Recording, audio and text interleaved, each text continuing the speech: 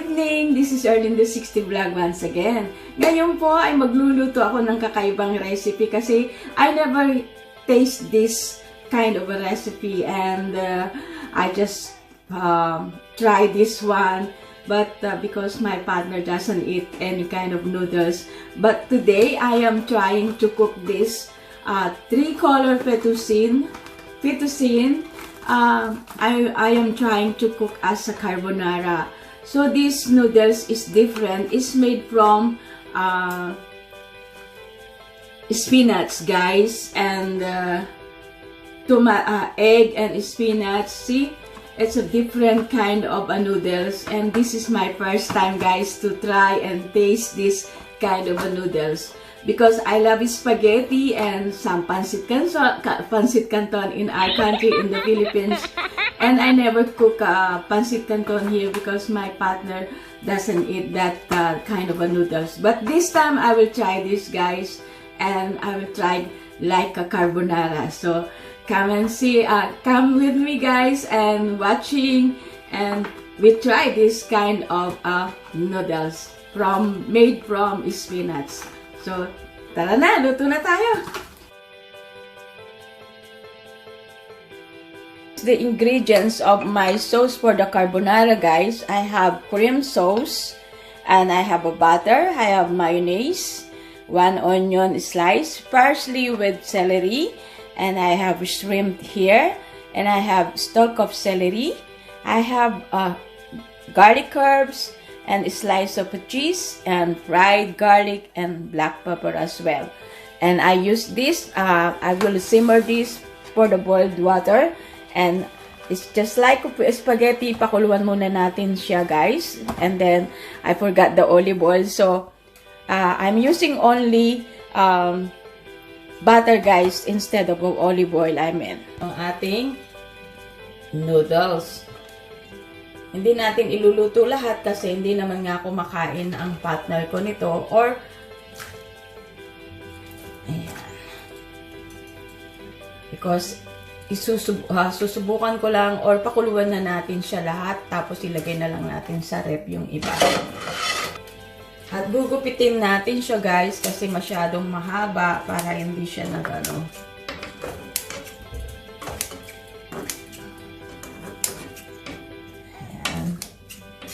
At abang pinapakulo natin siya, magsasalang na po tayo ng ating sasalang na tayo ng sauce. Ang unang gagawin natin, ipo-fried muna natin yung shrimp sa konting olive oil para hindi po siya malansa.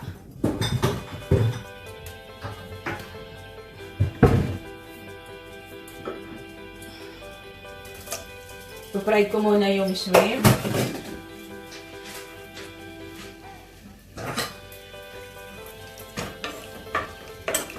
Para po hindi malansa ang ating shrimp, i-fry muna natin siya. Ayan, napiprito na po yung ating shrimp. Ilagay natin yung butter.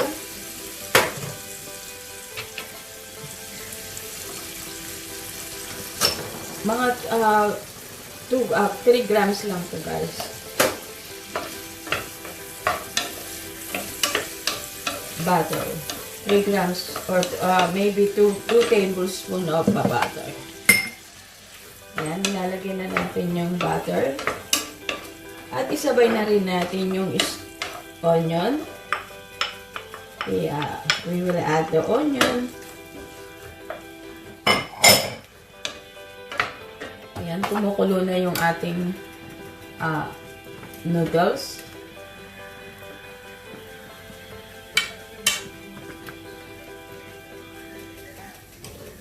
Let it slow the fire para maluto siya ng gusto.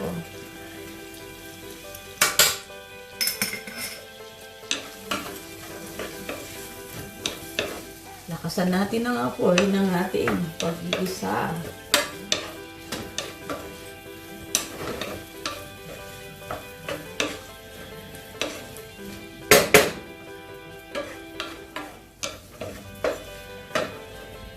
Natin yung garlic.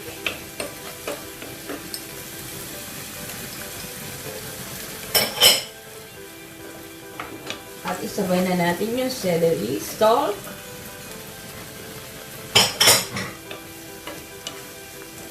At lagyan na rin natin siya ng garlic herbs.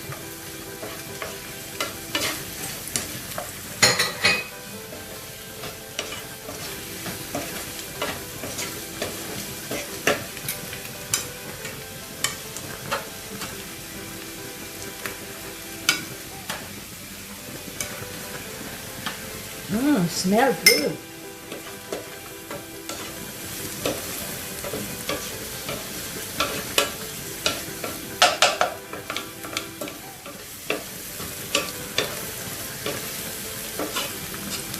When I fall in love, it will be forever. So I never give my heart in a reckless world. I can feel that you feel that way too. Yan. Lagay na rin natin yung cream. Hindi po lahat.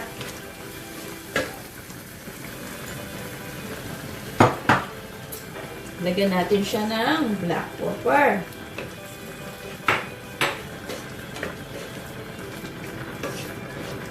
At lagyan na natin yung mayonnaise. Looks yummy.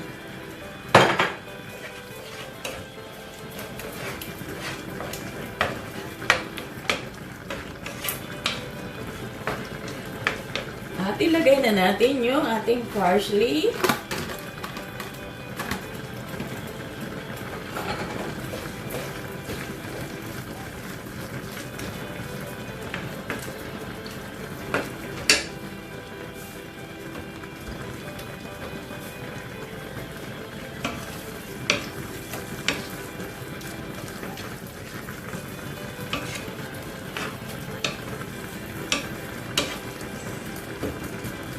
Mukhang masarap siya.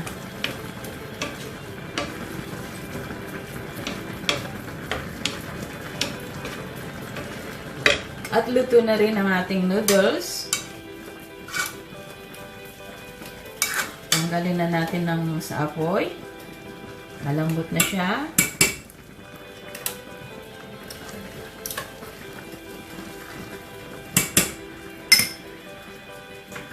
At ating sarap ng itsura ng ating sauce, guys. Carbonara. Let's taste it. Sarap. So, patay na rin natin ang ating apoy dito. I-off na natin ang kalan. Dahil luto na yung ating ingredients.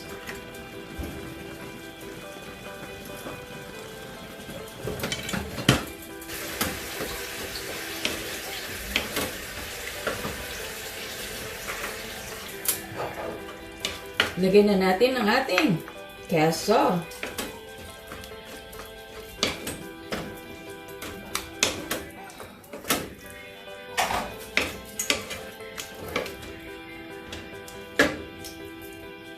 Yummy! Guys, luto na ang ating fettuccine carbonara. Ayan na guys, the Tricolor Fettuccine Carbonara. Ito na po yung plating ko. Ayan po siya. Very simple recipe, guys. But because as I told you guys, this is my first time to taste this kind of noodles. And I will try to cook as a carbonara. So, let's try it! Tara na, kain na tayo, guys!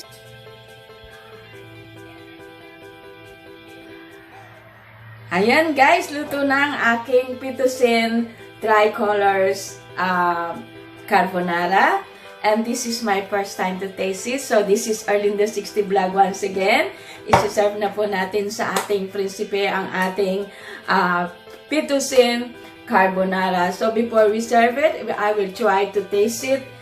If what kind of a taste it is. Because this is my, as I've said, This is my first time, so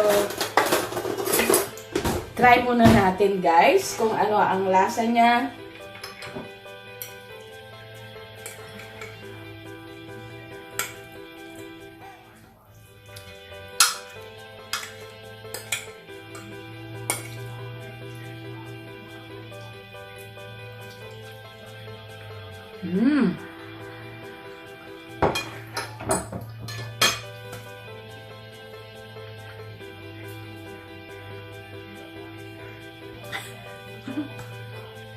Napakasarap pala niya guys.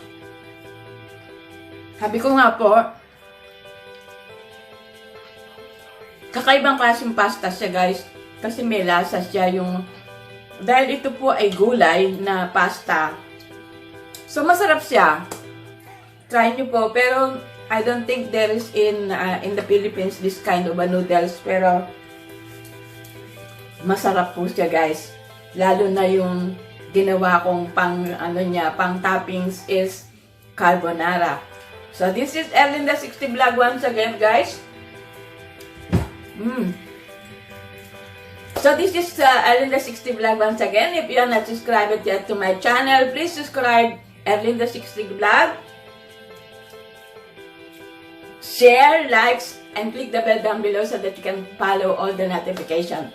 And thank you very much to all my subscribers. Nasarapan talaga ako.